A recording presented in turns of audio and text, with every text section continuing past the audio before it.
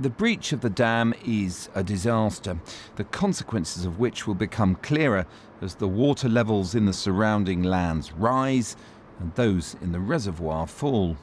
This Ukrainian projection using satellite imagery suggests the extent of inundation that may happen over the coming days, a consequence the Ukrainian president was quick to blame Russia for.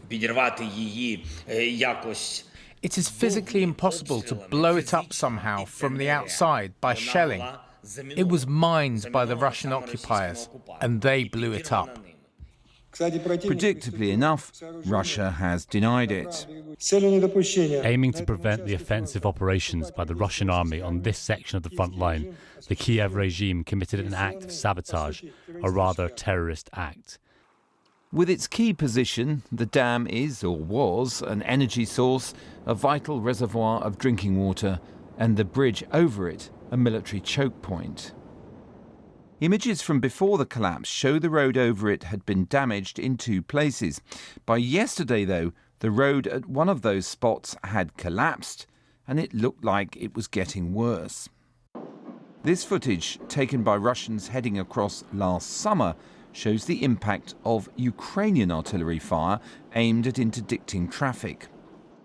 As they abandoned Kherson on the northern bank last year, the Russians blew up a road section. This video shows that happening. It was wrongly shared today by many people discussing what had happened last night. But neither this nor the earlier Ukrainian fire would have undermined the basic structure.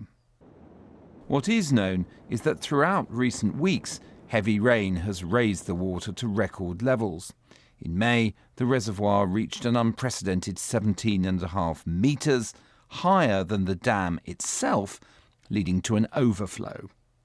With more than 18 million litres of water being held back, pressure on the dam had reached peak levels.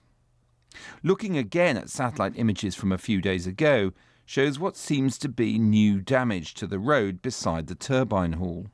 So does this suggest that the sluices were beginning to collapse under pressure, or was it deliberate sabotage? Some local social media users reported hearing a blast last night, and the Russians had boasted of rigging the dam with explosives. Ukrainian officials believe that it was a deliberate act of destruction. Images of the neighbouring town of Kharkova flooded today and of the area around the dam do not suggest damage to nearby buildings, so the idea of a very large explosion isn't that credible either. Was the bang heard by locals the dam giving way? Given that the area south of the dam was a possible avenue for a Ukrainian advance towards Crimea, Russia appears to have a strong motive to flood that territory by blowing the sluices.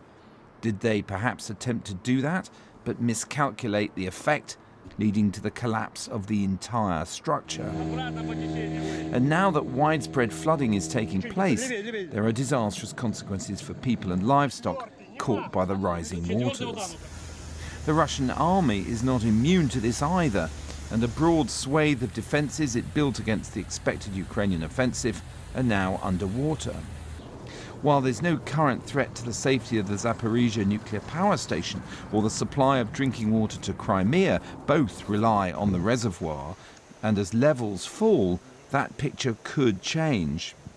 So if the Russians intended a controlled flooding of vital territory, they've messed up disastrously. But the possibility remains that the whole disaster has resulted from miscalculation over a longer period, with poor management of the barrier leading to its eventual collapse.